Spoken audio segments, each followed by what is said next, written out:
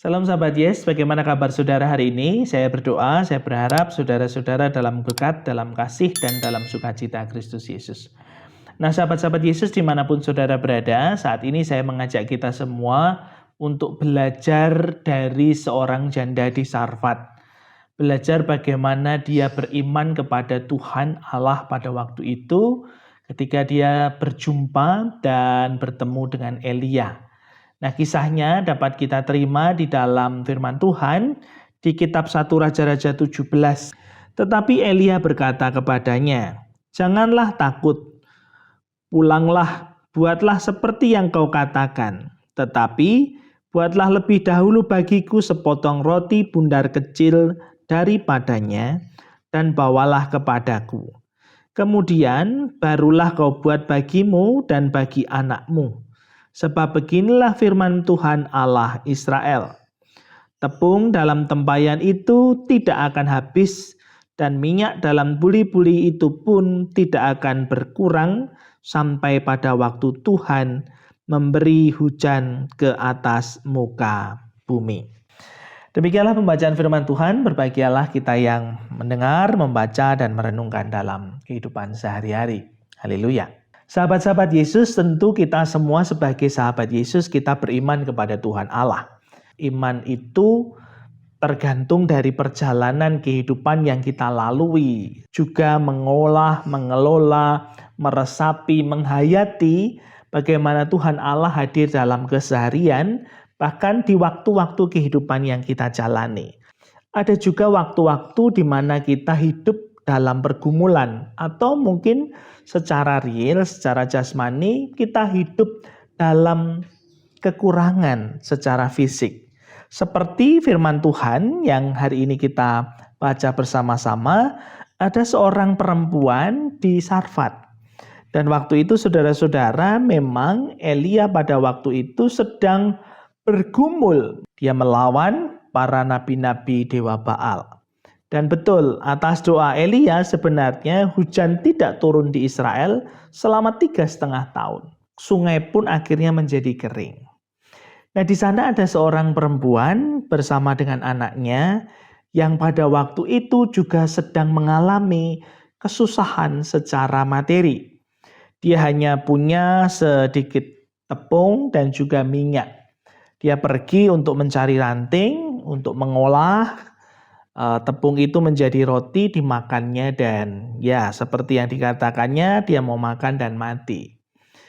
Nah, itu artinya dia secara pribadi dengan keluarganya dia memiliki persoalan.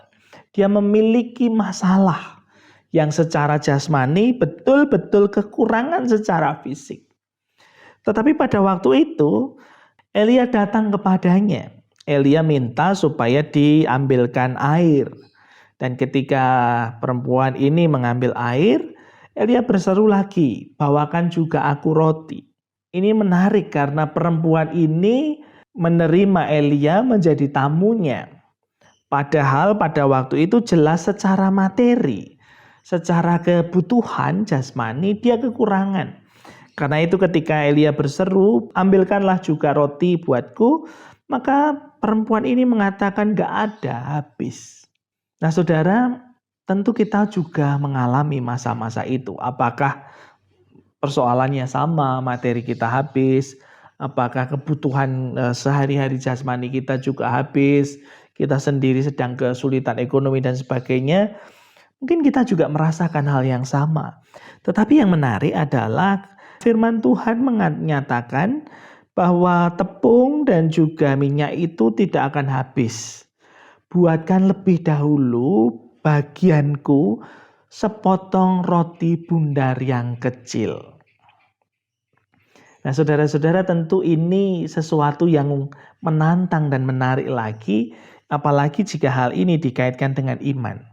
Saudara-saudara mungkin bisa bayangkan saya tinggal bisa membuat roti katakanlah, atau kalau di zaman sekarang ditarik ke tempat kita orang-orang Indonesia, saya tinggal punya 1 melek beras katakanlah. Atau saya tinggal punya 1 cangkir beras yang kemudian saya masak, saya makan dengan anak saya, pastilah habis dan selesai sudah.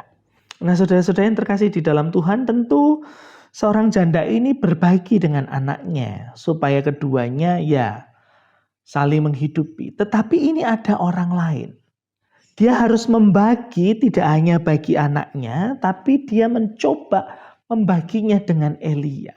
Sepotong roti bundar kecil. Nah, saudara-saudara mungkin bisa dikatakan bahwa ya aku minta 1 sendok deh untuk aku makan. Percaya nanti berasnya nggak habis kok. Tentu tidak semudah secara teknis seperti ini. Tentu ada pergumulan berat yang juga dialami oleh janda ini. Bahwa aku tinggal punya ini untuk kubagi dengan anakku. Ini diminta orang lain. Saudara apakah juga pernah mengalami hal yang sama?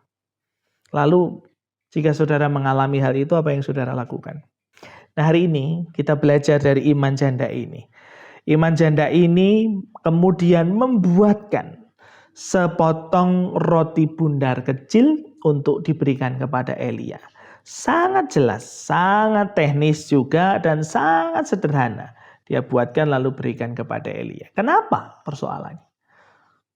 Kenapa dia bisa berpikir sedemikian sederhana kemudian dibuatkan dan selesai? Mungkin buat saudara dan saya kita akan berpikir ulang, kita akan mungkin juga menimbang lagi, itu sesuatu yang sulit untuk memberi.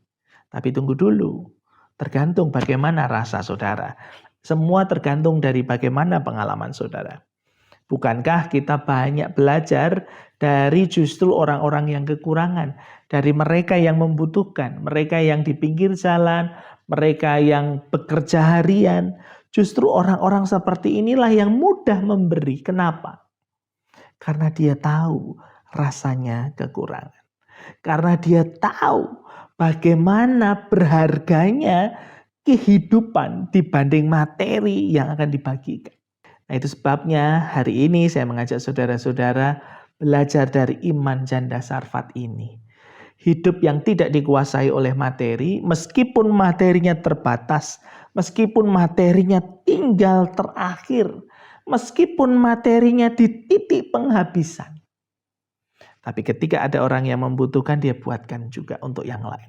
Dia mengajarkan kepada kita untuk berbagi bukan karena kelimpahannya, tetapi justru karena dia tahu rasanya kehidupan yang sebenarnya. Bahwa berharganya kehidupan jauh lebih penting dibandingkan materi yang dia miliki.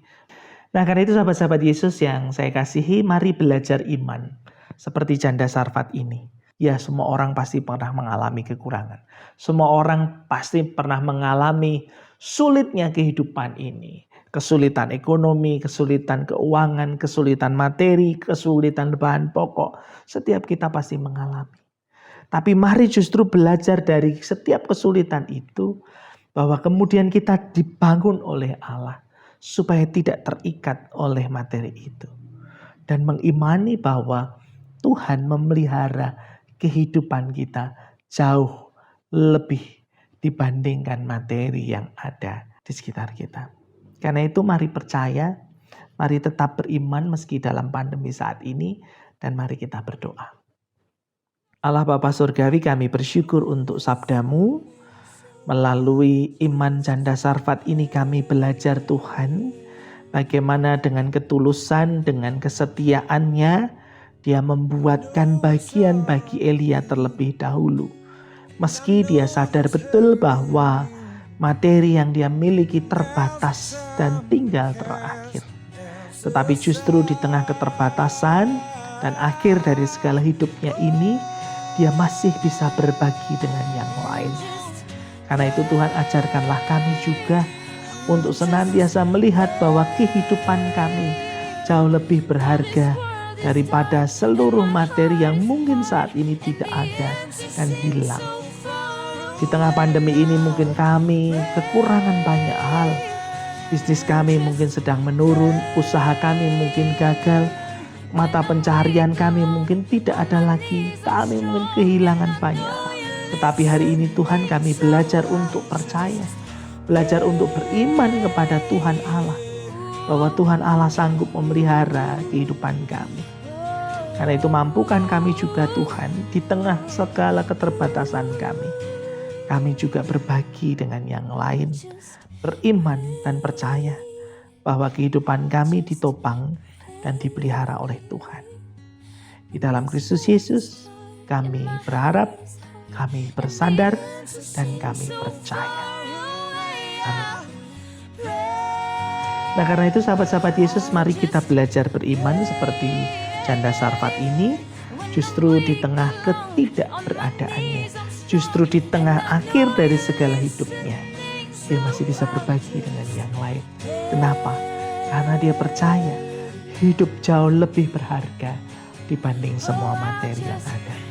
Karena itu tetap semangat, tetap sukacita, tetap bersandar dan berharap pada Tuhan, dan percayalah Tuhan Yesus memberkati saudara. Putih.